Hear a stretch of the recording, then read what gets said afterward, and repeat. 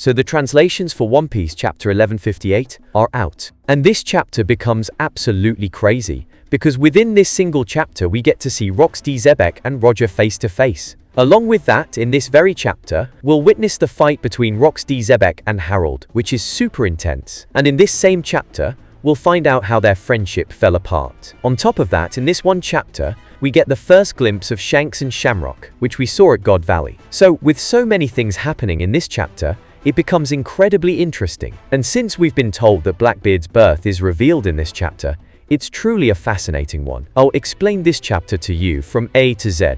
Alright, let's start the video. The title of chapter 1158 is going to be Rocksteady, Zebec vs Harald, because we're about to see a super intense fight. This title is absolutely perfect, and their friendship also comes to an end in this chapter. So in my opinion, it's a spot-on name for the chapter.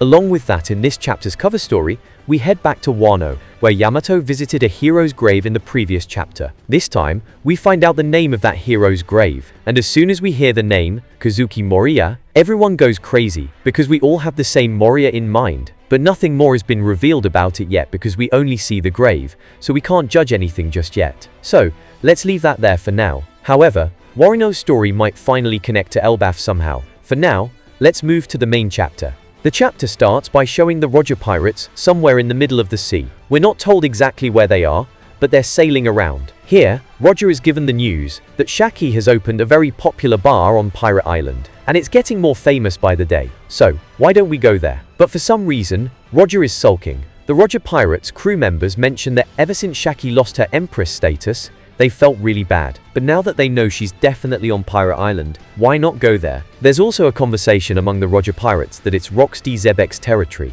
so they need to be cautious. Here, Gaban and Rayleigh are teasing each other. Gaban says, "Rayleigh, tell me something.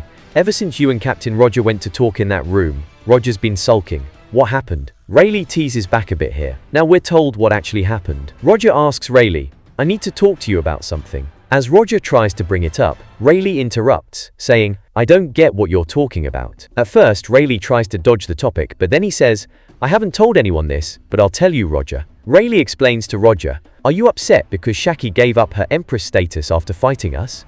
That's why you're so bothered." Roger starts yelling, saying, "Do you even know? I saw her, and she's sick in some way." When Roger found out Shaki was ill, he got extremely worried. He asks Rayleigh, "Don't you care about these things? Do you even pay attention?" Rayleigh responds, "What are you talking about? Of course I know." Rayleigh shows Roger a note that Shaki wrote for him, saying, "Come find me now." Roger realizes it's a love letter from Shaki to Rayleigh, which annoys him a lot. Rayleigh says he's not interested in these things, but Roger insists, "You have to take care of her. Are you crazy? Pay attention to her." Roger adds, "I've never given up on anything, and I feel good about talking to you." Now an understanding forms between them, and Roger says, "I don't think we should give up on these things so easily." The Roger Pirates get excited, thinking they might meet Shaki soon, and since Rocksteady Zebec is on Pirate Island, they might get to fight some fish too. So, they're in for some fun with small fights and meeting Shaki. They're shown heading to Pirate Island, eating and drinking. Outside Shaki's bar, there's a huge line, and people are going crazy to get drinks from her. There's even chaos in the line,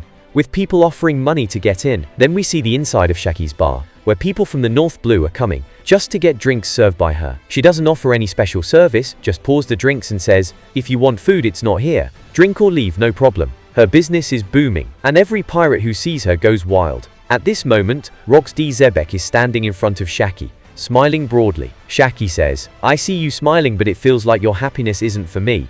What's wrong with you, Rox?" Big Mom explains that he's not smiling because of Shaki. It's his usual smile, because he's fallen in love with a woman, gotten married, and had a child. That child is none other than Blackbeard. Just then, the Roger Pirates crash the party, announcing, "Shaki, we're here!" Shaki says, "Oh Roger, you're here." Rocksteady, Zebec and Roger come face to face. Rocksteady Zebec says, "Roger, I told you Pirate Island is mine. What are you doing here?" Roger replies, "We're in Shaki's bar right now, so it's not right for customers to fight here. Let's talk later."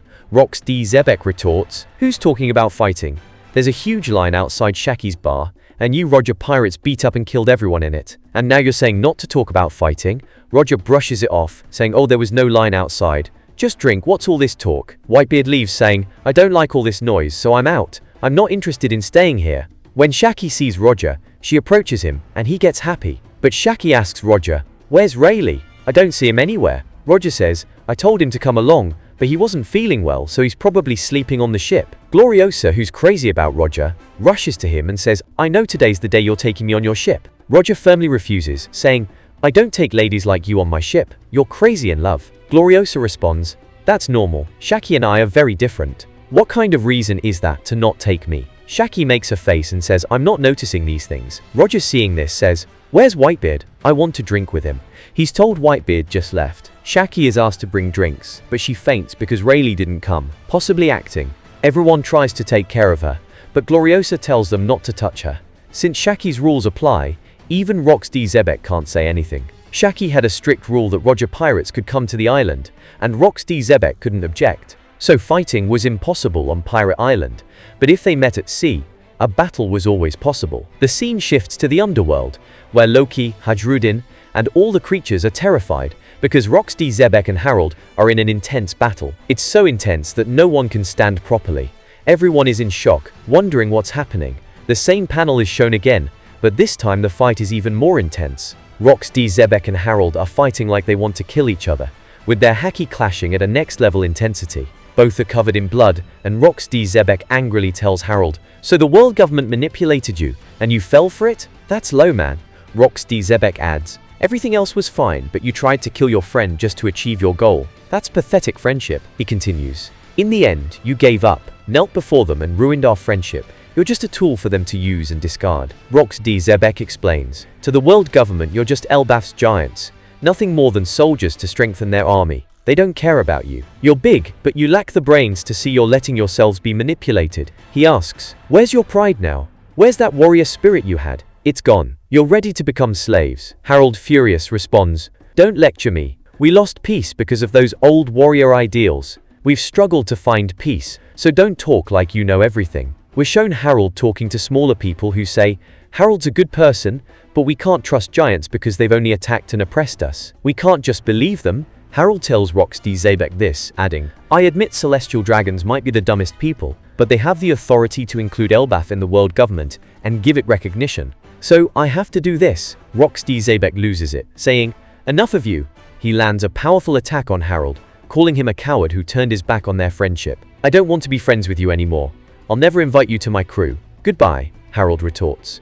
Who do you think you are? I'm the king here. You're fighting a war you're bound to lose, and you want me to drag my people into it? Who do you think you are? After that day, Rox D. Zebec and Harald never met again, and their friendship ended without resolution. Luffy waited, hoping Rox D. Zebec would return to join his crew, but he never did. The scene shifts to Figgle and Garling in the Five Elders' authority room, looking very worried. The elders ask, what's wrong with you, Garling? He explains that the last tournament was a long time ago, and it feels like another is needed. He says he stopped at an island not under the world government, and asked them to join, but they weren't interested. Garling notes the island has many resources that could be useful, and they'll have to take them, even if it means killing the locals. So he plans a tournament there, saying, you know what celestial dragon tournaments are like? Garling wants the next one in 2 years at God Valley, saying, it'll be fun. The scene shifts to God Valley, where two adorable children are shown with their mother. People there say, these kids are so cute. We hope they grow up wise like their mother.